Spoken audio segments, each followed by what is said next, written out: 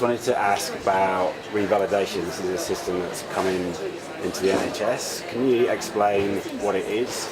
Yes, of course. Revalidation is a system that's there to reassure the public that doctors have kept up to date.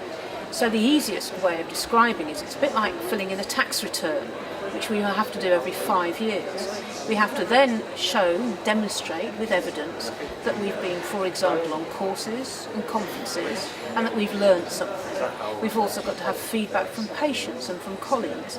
So it really is a system that's there to reassure the public that we doctors have kept up to date over the last 5-year period. How have doctors reacted to it? Generally, doctors are not very keen on it. It's new. We have had an annual appraisal, which we've had for about the last 8 years. Doctors, I think, are rather fearful of it. They think it's going to be onerous, they think it's going to take a lot of time, and they think that somehow they're going to be caught out. What I would say is just consider it as something that you need to do, just like collecting those receipts for your annual tax return.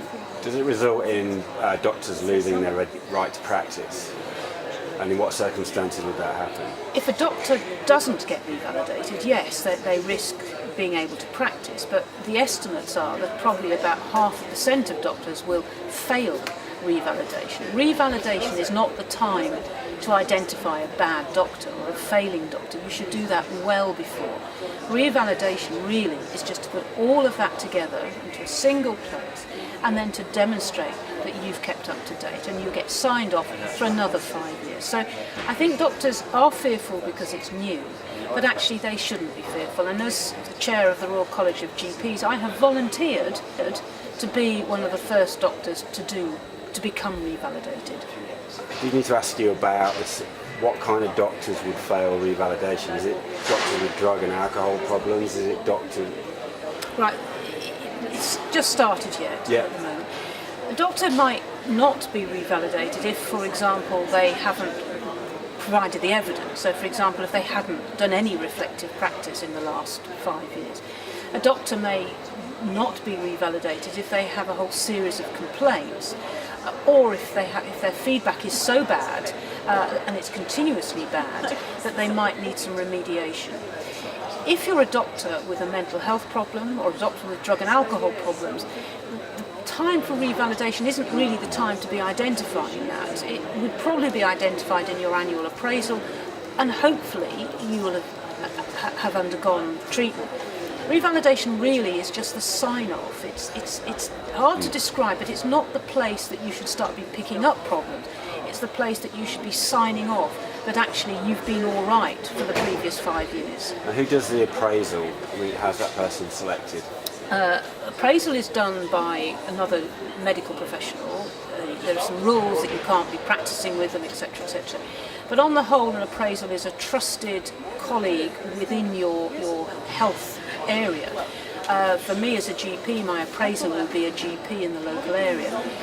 There are certain rules, so for example you wouldn't have the same appraiser for more than 3 times. So an appraisal is a time for reflection, a time to show what you've done in the last year and a time to say what your learning needs are for the next year.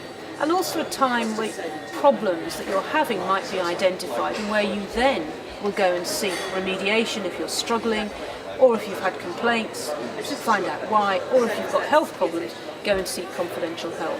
Is this system organised through the medical board, the GMC, or is it done through the college? Who are the owners of the system? The system of revalidation is a requirement of the General Medical Council, but the colleges have put together the criteria, standards and evidence that's required to show that you can be revalidated as a doctor and be fit to practice for another 5 years. So the colleges themselves isn't the revalidating body. The revalidating body is the General Medical Council.